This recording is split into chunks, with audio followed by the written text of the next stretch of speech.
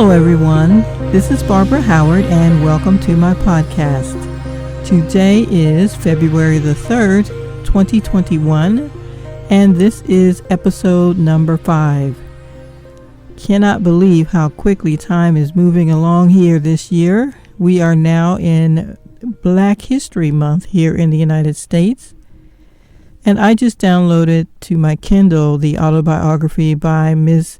Cicely Tyson, and I am looking so forward to reading through her life story. And I'll comment on that once I'm completed reading that. In other news, I will be doing a reading for 15 minutes of my children's book, A Day for the Animals, this coming Saturday. So that's February the 6th on a Facebook Live given by the American Literacy Corporation. It is their Black Author Spotlight, and it's part of a program that they call Reading 365. So I'm excited about that. I'm honored to be among, I think there are, oh my gosh, we're going to be starting at 10 a.m. till I believe 4 p.m. Eastern. But go over to their Facebook page. Again, they're American Literacy Corporation. Good people doing good things. They have this story readings going on all the time. So, again, I'll be there. I'm starting at 1:45 on February the 6th. So, anything else about me you can find over there on my website at barbarahowardmedia.com. And you can pick up my books through the links on that page as well. Okay. So today I want to talk about how to write what you don't know. And as a reader, this can be kind of quite telling when you're reading a story and something doesn't sound very authentic. And it can make you sit back and go, I don't know about this. And once the storyteller is discredited, sometimes you lose interest in reading the remainder of the story. And you put the book down and say, I don't know what it was about it, but I don't like this. So there was a very hearty discussion yesterday about own voices. And I won't get into all of that here on this podcast, but I guess we always run into a situation as a writer where you don't know everything. There's a wonderful author, a Latina. She has written, she calls herself the Latina Sleuth.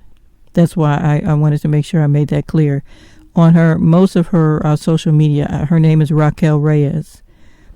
And I saw her during a webinar, and she said, I love writing, and when I sit down to write, I realize I don't know what I'm writing about. Because that's when you have to start doing all of your research. And there's a lot of research that goes into writing mystery stories, especially if they're, police procedural or investigative and that type of thing. So let me get back to this whole thing about writing what you don't know. In my second book, Charlotte's Revenge, I had to ask my cousin about what type of fish I should mention in the story. It was a little thing. The main character, Tracy Simmons, is looking at a photograph of herself along with her boyfriend, and they're at a fishing tournament. It's a picture. She's looking at a picture. In the picture, he is holding a fish. I contacted my cousin and said, what kind of fish should I say? Because I don't know anything about this. And he said, well, where are they located? What season is it? What kind of water is in the background? What kind of this and what kind of that? And I was lost. I was like, what? I don't know. Just give me the name of a fish, right? He said, well, what kind of tournament is it? What kind of, This conversation went on for at least 45 minutes when all I wanted was the name of a fish. But that little detail made all the difference in the world to me. when I was writing this, the third in the series, Milo's Journey, the main character is deciding whether or not he wants to seek out his birth parents and biological family.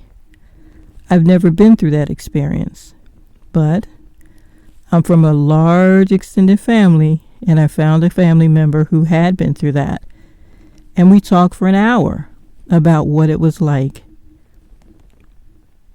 Now, I didn't write details of their situation into the story, but it gave me a depth of understanding about what that character should be feeling, what kind of emotional experience it would be for him if he had to start digging around, or if he met someone that was, a long lost family member, and what that whole journey was like.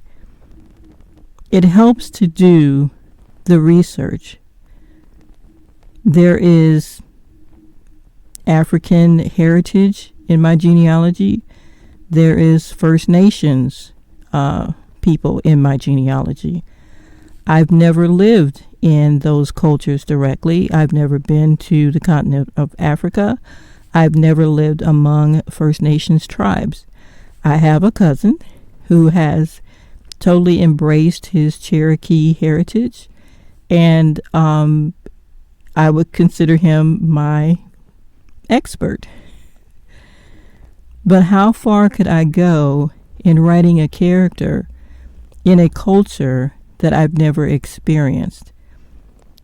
It could be something that you really need to sit and think about before you approach describing an experience that someone would be having, particularly in a relationship or a societal injustice, if you've never been part of that culture.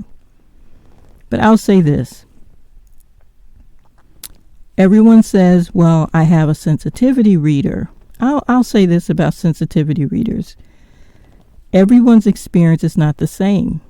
So when I was talking with a young lady over the weekend who has spent her entire life as a young person in a wheelchair, I've never experienced that. And I got to talk to her about not just what it's like dealing with the apparatus, but just her life in general, her social life, her ideas, her desires, her plans, her career choice, all of these different things. People are not one-dimensional. So if you have a sensitivity reader, and that's someone who has experienced the trauma or the culture or whatever it is, they're only one person.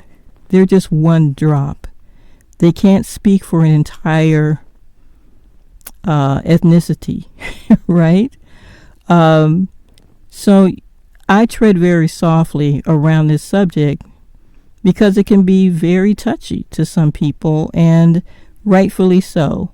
Having an authentic voice in your character means everything. It's the entire story. And as I said on my last podcast, you must respect the reader. I will always say that. And if you have only one sensitivity reader, a couple of beta readers, out there that are looking over your work, that may not be enough. If that's all you're depending on, and you haven't spent time in the midst of that culture, if you haven't met more than one person, if you only got one friend that has experienced this, and that's a close friend who won't say anything to hurt your feelings, that may not be enough. So when I asked my cousin about the fish, I went out to some other people, and then I checked on some sporting goods stores, and on it went. When I wrote about a police officer, I have several family members that are police officers or somewhere in law enforcement. And I have local law enforcement friends. You have to give yourself a variety of sources and resources before you put the words down. You want your characters to be multidimensional, not a cardboard cutout not a stereotype. How's that? That's my opinion. I'd love to hear yours. When you're writing about what you don't know, sometimes it's hard, sometimes it's easy. But the main thing is respect the reader, do your research, and if you get feedback, accept it. If you get negative criticism, accept that too as valid. Everyone's emotions and feelings are valid, and address it with respect. All right. So again, I'm Barbara Howard. You can find all of my information on my website at barbarahowardmedia.com. Follow me on the socials. I would love to connect with you out there, and come and listen to my children's story on February the 6th over there on Facebook Live with the American Literacy Corporation. I hope to see you there. Buy a children's book this weekend. There's going to be lots of authors there, and I'm looking forward to participating. So I love you all, and I'll talk to you again real soon.